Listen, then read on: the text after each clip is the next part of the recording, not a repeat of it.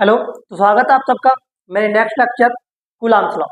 Coulombs law का second lecture में यहाँ पर 10 से 15 मिनट का रिकॉर्ड करने वाला हूँ। ठीक है, तो कूलाम्स लॉ में मुझसे एक मिस्टेक हुई थी। मैंने जो 1/4πε0 की जो वैल्यू थी वो माइनस में कर दी थी, 10 की पावर -9 कर दिया था। वो क्या है, प्लस में, क्या है प्लस में, उसको ठीक कर लेना।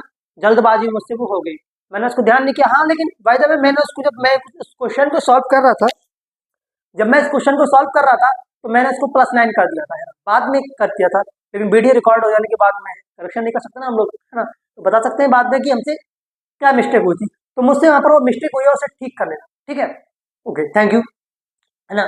तो मैंने वहां पर कूलाम्स लॉ का एक क्वेश्चन सॉल्व किया था, है ना। वो बेसिक क्वेश्चन था। क्या था? बेसिक क्वेश्चन था। और मैं कूलाम्स लॉ के थोड़े एडवांस क्वेश्चन सॉल्व करने वाला हूँ, जैसे एडवांस क्वेश्चन, क्योंकि कूलाम्स लॉ कोई नॉर्मल टॉपिक नहीं है, स्पेशल टॉपिक है। क्या स्पेशल टॉपिक है? ये आपको गॉस थ्योरम में भी पढ़ने को मिलेगा, है ना, इसका प्रूफ पढ़ने को मिलेगा, एंड अदरवाइज कई सारे टॉपिक्स में इसका यूज भी होता है कूलाम्स लॉ, है ना। तो कूलाम्स लॉ जब IIT जेईई पूछता है इसको, तो ये एडवांस लेवल का पूछता है। किसका पूछता है? एडवांस लेवल का पूछता है ना। तो मैं कूलाम्स लॉ के एडवांस लेवल के क्वेश्चन आपको प्रोवाइड कराने जा रहा हूँ, है ना। तो प्लीज पैसेंस बनाए रखें और इन दोनों क्वेश्चनों को सॉल्व करें। देखिए क्वेश्चन नंबर 1। अब देखिए क्वेश्चन नंबर 1 ही है हमारा। देखिए कूलाम्स लॉ मैंने आपको बताया एडवांस टॉपिक है और मैं एडवांस क्वेश्चन इसके कराने जा रहा हूँ। 2 या 3 क्वेश्चन मैं यहाँ पे सॉल्व करूंगा। ठीक है, वो कह रहा है the sum of the two charges is 7 microcoulomb. Two charges का सम बताया उसने 7 माइक्रोकूलम। कितना है? 7 माइक्रोकूलम। उसने कहा दे दे आर रिपेल, सॉरी इसमें, हाँ sorry, they repel each other with force 1 Newton.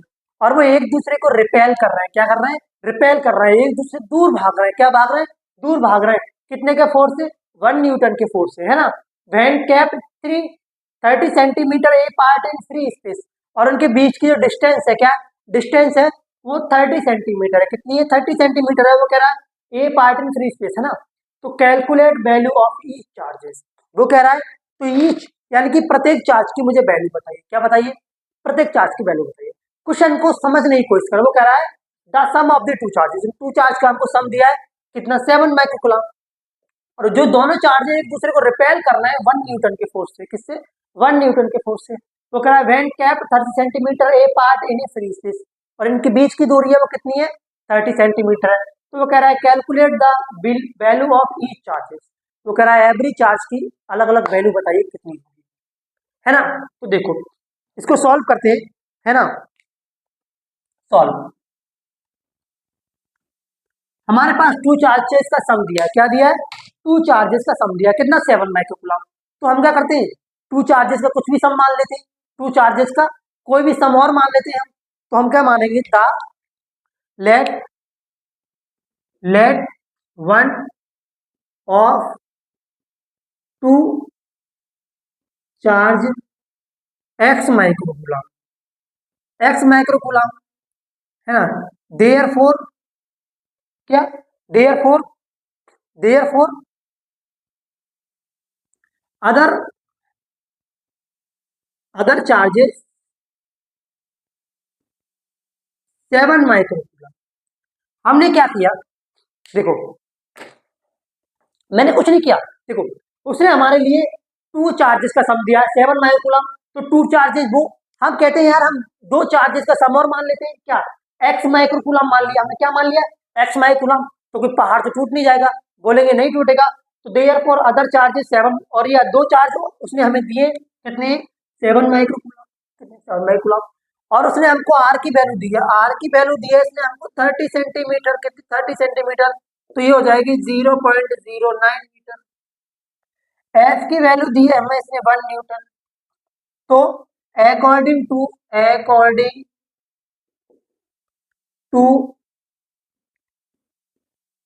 Coulomb law, according to Coulomb law,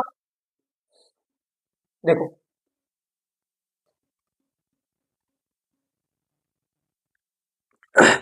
coulomb law क्या होता है? कूलाम लॉ क्या होता है? कूलाम लॉ होता है F equal to 1/4 pi into Q1 into Q2 upon में R स्क्वायर। एक मिनट, यहाँ पर आपको शो हो रहा है ऊपर? इतना ऊपर आपको नहीं दिख रहा, है ना। इतना ऊपर आपको नहीं दिख रहा। मैं इसको रफ करता हूँ, है ना। तो अकॉर्डिंग टू कूलाम लॉ क्या होता है? कूलाम लॉ होता है F equal to 1/4 pi epsilon into Q1/Q2/R²। ये दिया होता है, ये तो दिया होता है, यही दिया होता है ना। अब देखो F कितना है, 1 न्यूटन। इसकी वैल्यू कितनी होती है, 9.10⁻⁹ इंटू Q1 कितना है हमारा, Q1 कितना है, Q1 है हमारा x इंटू 10⁻⁻12 कूलम, यानी माइक्रो, यानी कि 12 माइक्रो का मतलब x 10⁻12 और Q और x इंटू 10⁻⁻12 प्लस, नहीं इंटू होगा, क्या होगा, इंटू होगा, क्या होगा, इंटू होगा। तो हमारा ये x2 क्या होगा, x2 होगा हमारा 7 माइनस एक्स इंटू 10⁻⁻12 अपॉन में 0.03 का स्क्वायर। अच्छा ये होगा या नहीं होगा? अब देखो हमने क्या माना है, अदर टू चार्जेस लिए इनका सम हमने x मान लिया है, तो ये x जो है इस 7 में से घट नहीं जाएगा, जो अदर कूलाम है इसमें से घट नहीं जाएगा, तो Q2 इक्वल टू कितना हो जाएगा, Q2 इक्वल टू हो जाएगा 7 माइनस एक्स कूलाम, कितना, 7 माइनस एक्स कूलाम, है ना। तो ये 1 इक्वल टू हो जाएगा 9 × 9, ये हो जाएगा x 7 माइनस एक्स की पावर -12, ये हो जाएगा 0.09, ये इधर आ जाएगा 9 इंटू 10⁻⁻², ठीक है। और ये कितना बचेगा, 9 इंटू 10⁻⁻3, ओके। तो ये हो जाएगा x माइनस 7x, तो ये हो जाएगा, इसके नीचे ले आएंगे तो ये हो जाएगा 10 equal to 7x minus x², तो ये हो जाएगा x² minus 7x plus 10 equal to 0। तो x माइनस 2 इसके फैक्टर करेंगे तो, और x माइनस 5, तो ये आएगा Q1 इक्वल टू आएगा 2 माइक्रो कूलम और Q2 इक्वल टू आएगा 5 माइक्रो कूलम। कितना आएगा, 5 माइक्रो कूलम, क्या आएगा, 5 माइक्रो कूलम। ये हमारा क्या होगा, इस सवाल का फाइनल आंसर होगा, क्या होगा, फाइनल आंसर होगा। देखिएगा मैं आपको फिर से समझाता हूँ। उसने हमसे कहा है कि मैंने आपको टू चार्जेस का सम दिया है, कितना दिया है, 7 माइक्रो कूलम। उसने कहा जो उनकी, और वो एक दूसरे को रिपेल कर रहे हैं 1 न्यूटन के फोर्स से, और उसने कहा है उनके बीच की डिस्टेंस है वो 30 सेंटीमीटर है, और उनकी तो ये चार्ज की वैल्यू, यानी कि वैल्यू बताइए मुझे एवरी चार्ज की, है ना। तो हमने क्या किया, late one of the two charges x micro coulomb मान लिया, क्या मान लिया, एक्स माइक्रो कूलम। तो Q1 इंटू एक्स की पावर इंटू 10⁻⁻12 कूलम हो जाएगा, माइक्रो मतलब 10⁻12, है ना। तो देयरफॉर जो टू चार्जेस होंगे क्या होंगे, 7 कूलम हमारे पास, तो क्या है 7 में से x क्या हो जाएगा, माइनस हो जाएगा, तो 7 माइनस एक्स Q2 की वैल्यू होगी, r इतना है हमारे पास, इसको मीटर में कन्वर्ट कर लेंगे, अकॉर्डिंग टू कूलम को वैल्यू पुट कर देंगे। ये कितना हो जाएगा, 0.092 है, तो इसको ऊपर ले जाएंगे तो 10⁻⁻2 हो जाएगा। ये जब 9 में से 12 में से 9 जाएंगे तो -3, नीचे आएगा तो 1 हो जाएगा, ऊपर जाएगा ये पावर बच जाएगी, प्लस की जो 10 हो जाएगा, और इसको क्या करेंगे, फैक्टर करेंगे तो इतना हमारा आंसर आएगा। ये काफी इंपॉर्टेंट क्वेश्चन है, क्या इंपॉर्टेंट क्वेश्चन है, ये आपको बोर्ड एग्जाम में तो पूछ ही लिया जाता है, होगा बोर्ड एग्जाम में तो आपसे पूछ ही लिया जाएगा, और कभी कभी IIT जेई में इसको थोड़ा एडवांस कर देते हैं, क्या करते हैं, एडवांस कर देते हैं। तो प्लीज नोट दिस क्वेश्चन।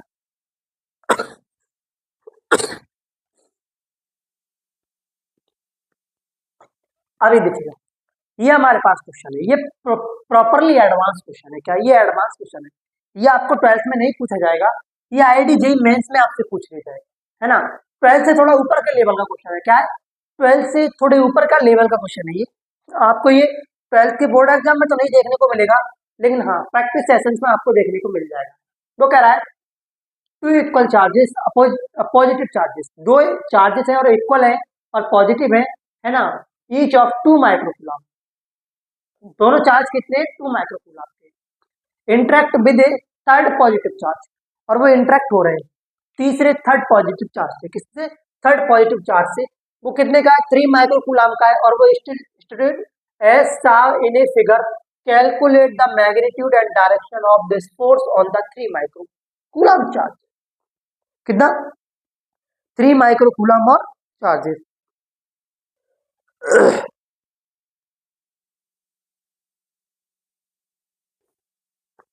देखो 3 माइक्रोकूलम और चार्जेस, ठीक है। अब देखो हम लोग क्या करेंगे, इसको सॉल्व करते हैं। क्या करते हैं, सॉल्व करते हैं। पहले देखो ए और पी से क्या क्या निकाल लो, ये पॉइंट कितना है, पी है, क्या है, पी है, क्या है, पी है। अगर हम ए जो चार्ज ए है, अगर वो पार्टिकल थर्ड चार्ज पी से क्या कर रहा है, इंटरेक्ट कर रहा है, क्या कर रहा है, इंटरेक्ट कर रहा है, 3 माइक्रो कूलम का है, तो पहले तो हम दोनों के बीच के डिस्टेंस कैलकुलेट करेंगे। क्या करेंगे, डिस्टेंस कैलकुलेट करेंगे, है ना। आर कितना होगा, कितना, आर कितना होगा, तो देखो एपी इक्वल टू बी, जितना एपी होगा उतना ही बीपी होगा, अंडर रूट में 3 का स्क्वायर प्लस 4 का स्क्वायर इक्वल टू 5, क्योंकि देखो ये 2 है और ये 5, आप सभी को पता है कैसे निकालते हैं डिस्टेंस, ये कितने आई, 5 आई है ना। तब according to Ohm law, according to, अरे ओम लॉ नहीं भाई, Coulomb law, according to Coulomb, है ना। Force charges, force on the charge, force on the charge at point P, किस पे, at P, due to charge, वो कह रहा है चार्ज ए के कारण पॉइंट पी पर चार्जेस पे कितना फोर्स लग रहा है ना। तो F equal to 1/4 pi epsilon not Q1 Q2 upon R square. तो एफ इक्वल टू ये आ जाएगा 9 इंटू 10⁹, ये कितना है, पहले का यानी कि 2 माइक्रो कूलम, यानी कि -6 इंटू 3 -6 अपॉन में 5 का स्क्वायर, आर कितना है हमारा 5 आया है ना। तो ये एफ आ जाएगा हमारा 90 इंटू 10⁻² इंटू 2 इंटू 3 और इंटू -12 और 25। जब इस टोटल को कैलकुलेट करेंगे तो देखो आंसर आएगा 2.16 इंटू 10⁻12 कितना, -3 कितना, -3 along P A, along P A. अब देखो इतना फोर्स पी ए के अलग लग रहा है, तो इतना ही फोर्स कहाँ लगेगा, इतना ही फोर्स एफ बीपी के अलॉन्ग लगेगा, है ना। एफ बीपी अलॉन्ग बीपी लगेगा या नहीं लगेगा, लगेगा, सेम फोर्स लगेगा, डिस्टेंस सेम है, चार्जेस सेम है, तो इतना ही फोर्स लगेगा, लगेगा या नहीं लगेगा, बोलेंगे बिल्कुल लगेगा। अब देखो फोर्स तो हमने बता दिया, अब क्या बतानी है, इसकी डायरेक्शन बतानी है, क्या बतानी है, डायरेक्शन बतानी है। अब देखो it has a rectangular component, बताओ इसके रेक्टेंगुलर कॉम्पोनेंट कौन से, F1 cos थीटा और F2 sin theta, F1 cos theta और F1 sin थीटा क्या होंगे, रेक्टेंगुलर कॉम्पोनेंट होंगे, है ना। कैसे, P by dash, P by dash, P by dash, okay.